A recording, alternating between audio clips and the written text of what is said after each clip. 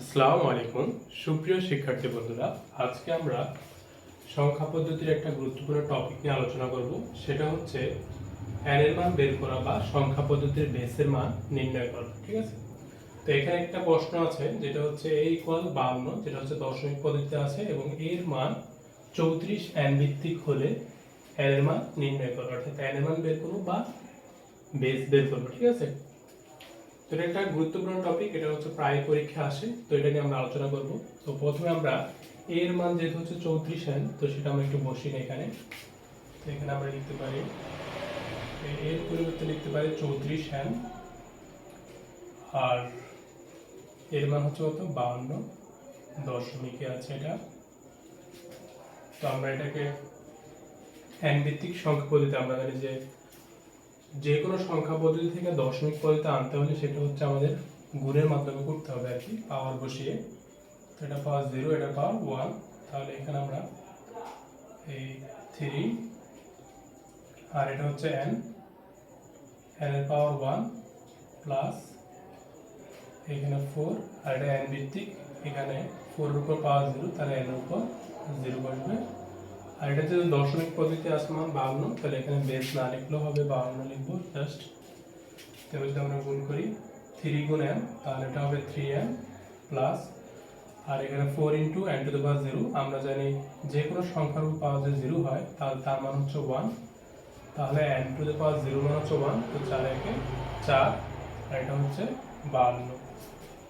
তো এখানে আমরা যদি এই 4টাকে পক্ষান্তর করে দিকে নিয়ে যাই, তাহলে এটা হবে 3n ইকুয়াল 52 মাইনাস 4, বা 3n ইকুয়াল 52 থেকে 4 বাদ দিলে হচ্ছে 48।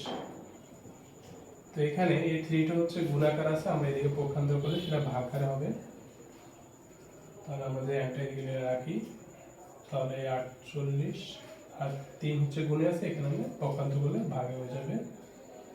তাহলে সুতরাং n ইকুয়াল এই 48 এ 3 দিয়ে ভাগ দিলে হচ্ছে 16। ঠিক আছে, তাহলে এখানে যে মানটা আছে যে a ইকুয়াল 52 10 ভিত্তিক সংখ্যা, আর এটাকে যদি আমরা হচ্ছে n ভিত্তিক নেই, তাহলে এটার মান হচ্ছে 16 হেক্সাডেসিমাল। অর্থাৎ এই 52 দশমিক সংখ্যাটাকে যদি আমরা হেক্সাডেসিমালে কনভার্ট করি তাহলে সেটার মান হবে 34, আর এখানে n এর মানটা হচ্ছে 16, তাহলে এটা হচ্ছে একটা হেক্সাডেসিমালের মান 34। ঠিক আছে, তো এই পদ্ধতিতে আমরা হচ্ছে n এর মান বের করতে পারি।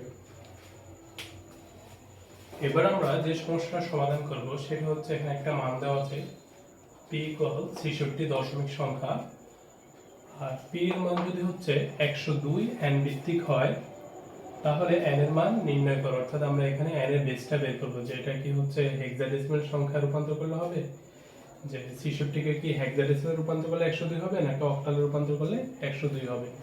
ঠিক আছে, তো এই মানটা হচ্ছে আমরা বের করব। আর এই প্রশ্নটা আসছে হচ্ছে ময়মনসিংহ বোর্ড 2024, অর্থাৎ ময়মনসিংহ বোর্ডে 2024 সালে আসছে।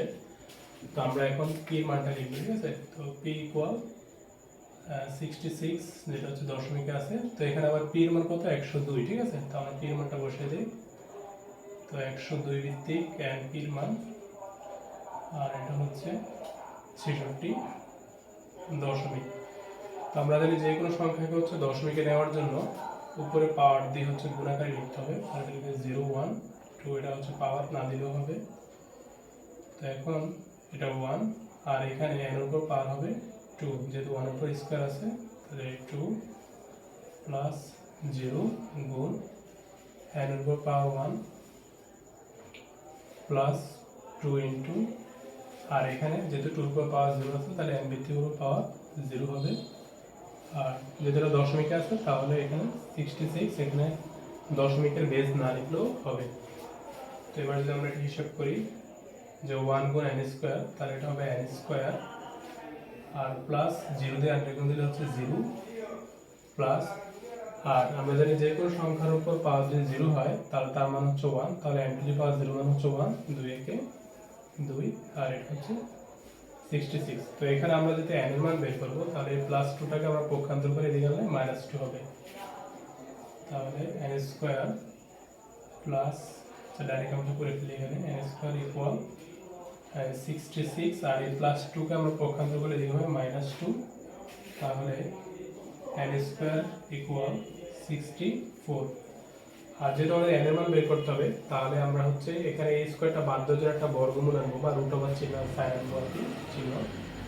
তাহলে আমরা লিখতে পারি n, a স্কয়ারটা বাদ দেওয়ার জন্য আমরা এই 64 এর উপর একটা বর্গমূল চিহ্ন আনবো, ঠিক আছে? তাহলে হবে n, আর 64 এর বর্গমূল হচ্ছে প্লাস মাইনাস 8, তাহলে সুতরাং n সমান প্লাস মাইনাস 8। তো এখানে যোগের 8 এবং বিয়োগের 8। তো আমরা একটা বিষয় সবসময় জানি যে ভেজ বা হচ্ছে ভিত্তি কখনোই কি ঋণাত্মক হয় না, তাহলে মাইনাস 8 এটা কি গ্রহণযোগ্য না। তো আমরা লিখতে পারি যেহেতু n এর মান ঋণাত্মক গ্রহণযোগ্য নয়, ঋণাত্মক গ্রহণযোগ্য নয়, তাহলে সুতরাং n ইকুয়াল 8। তাহলে এই যে 102 n এটা হচ্ছে অক্টাল সংখ্যা, ঠিক আছে? তাহলে আমরা এটা লিখতে পারি p ইকুয়াল 66, যেটা সংখ্যাটা আছে দশমিকে, সেটাকে যদি আমরা হচ্ছে অক্টাল রূপান্তর করি তাহলে সেটা হবে 102 অক্টাল, ঠিক আছে? তো এখানে আমরা n এর মান বের করেছি, আর n টা হচ্ছে এখানে অক্টাল বেস, ঠিক আছে? তো 66 দশমিক সংখ্যাটাকে যদি আমরা অক্টালে রূপান্তর করি তাহলে এটা হবে 102। এবার হচ্ছে আমরা আরেকটা সমস্যার সমাধান করব, যেখানে x ইকুয়াল 83 দশমিক পদ্ধতিতে আছে এবং x এর মান যদি 123 n ভিত্তিক হয় তাহলে n এর মান নির্ণয় করো, ঠিক আছে? আর এই প্রশ্নটা আসছে চট্টগ্রাম বোর্ড 2023, অর্থাৎ 2023 সালের চট্টগ্রাম বোর্ডে এই প্রশ্নটা আসছে। এখন হচ্ছে আমরা এটা সমাধান করব। তো এখন x ইকুয়াল 83, যেটা হচ্ছে দশমিক, তো x এর মান হচ্ছে কত? 123 n ভিত্তিক, ঠিক আছে? তাহলে আমরা x এর জায়গায় 123 n ভিত্তিক লিখব, 123 n ভিত্তিক, আর এটা হচ্ছে 83 দশমিক পদ্ধতিতে আছে। তো যে কোনো সংখ্যাকে দশমিকে রূপান্তর করতে হলে তার উপর পাওয়ার বসিয়ে সেটা গুণাকারে লিখতে হয়, ঠিক আছে? আর এটা আমি লিখবো 1, আর এটা হচ্ছে n এর উপর 1 উপর যেটা স্কয়ার আছে তার n এর উপর পাওয়ার স্কয়ার হবে প্লাস 2 গুণ 2 এর উপর পাওয়ার 1 আছে, তাহলে n এর উপর পাওয়ার 1 হবে প্লাস 3 গুণ, আর এখানে 3 এর উপর পাওয়ার 0 আছে, তাহলে n এর উপর পাওয়ার 0 হবে। আর এটা যেহেতু দশমিক সংখ্যা, তো এই জন্য দশমিক সংখ্যার বেজ না লিখলেও হবে 83। এবার যদি আমরা গুণ করি তাহলে এটা হবে n স্কয়ার একে n স্কয়ার প্লাস, আর এখানে হবে 2n, আর এটা হচ্ছে প্লাস, আর আমরা জানি যে কোনো সংখ্যার পাওয়ার যদি 0 হয় তার মান আসে 1, তাহলে n টু দি পাওয়ার 0 মান হচ্ছে 1, 3 একে 3, আর এটা হচ্ছে 83, ঠিক আছে?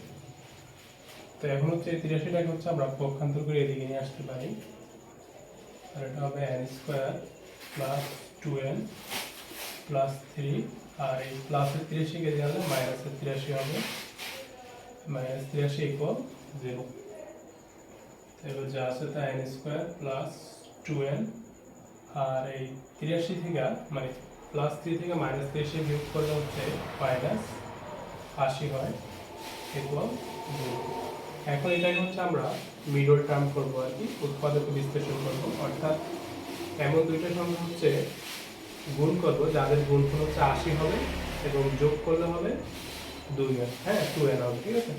তো এটাকে আমরা লিখতে পারি n স্কয়ার প্লাস, এরকম যদি আমরা হিসাব করি গুণ করলে হচ্ছে 80 হবে আর যোগ করলে 2 হবে, ঠিক আছে? তাহলে এটাকে আমরা লিখব 10n মাইনাস 2n, ঠিক আছে?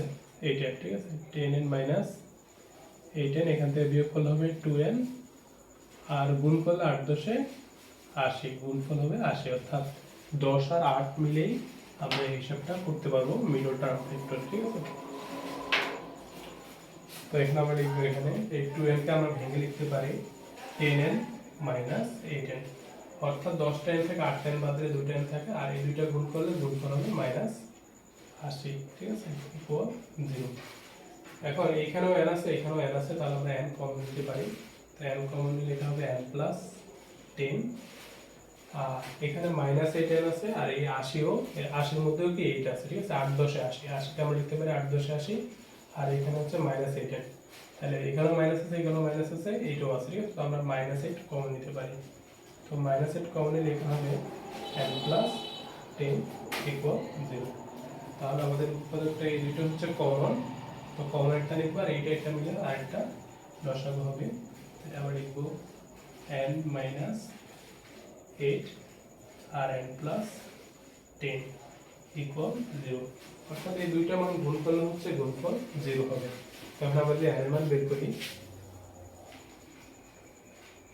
তো n এর মান বের করলে এখানে n ইকুয়াল এই -8 এর ক্যাপিটাল দিয়ে আমরা বের করি। তাই n ইকুয়াল হবে 8, এবং আর এখানে হচ্ছে n + 10, তো এদিকে আনলে -10, তখন n ইকুয়াল হবে -10। আর আমরা জানি যে সংখ্যা পদ্ধতির বেস কখনো মাইনাস হয় না, তাহলে এটা হচ্ছে কি গ্রহণযোগ্য হবে না, ঠিক আছে।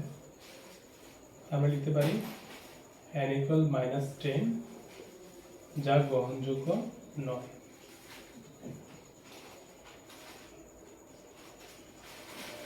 গ্রহণযোগ্য নয় কারণ সংখ্যা পদ্ধতির বেস কখনো মাইনাস হয় না, ঋণাত্মক হয় না। তাহলে আমাদের n এর মান কোনটা গ্রহণযোগ্য? 8, ঠিক আছে। সুতরাং n ইকুয়াল 8। তাহলে আমরা বলতে পারি যে 83 যে দশমিক সংখ্যাটা আছে x ইকুয়াল 83 দশমিকে আছে, এটাকে যদি হচ্ছে অক্টালে রূপান্তর করি তাহলে এটা হবে 1 2 3, আর এখানে n এর মান কত? 8, অর্থাৎ এটা অক্টাল পদ্ধতি। তো এইভাবে হচ্ছে আমরা সংখ্যা পদ্ধতি যে কোনো সংখ্যা হচ্ছে বেস বের করতে পারি বা n এর মান নির্ণয় করতে পারি। আর এখানে হচ্ছে আমরা হচ্ছে মিডল টার্ম একটু করেছি এখানে, ঠিক আছে। যেহেতু এখানে মিডল টার্ম বা উৎপাদকের বিশ্লেষণ, যে প্রথম দুইটা যে মাঝখানেরটা হবে কি দুইটা যোগফল বা বিয়োগফল, আর দুইটা সংখ্যা গুণ করলে যেন 80 হয়, ঠিক আছে। তো আমরা 8 10 80 গুণ করলে 80 হয়, আর 10 থেকে 8 বিয়োগ করলে 2টা, ঠিক আছে।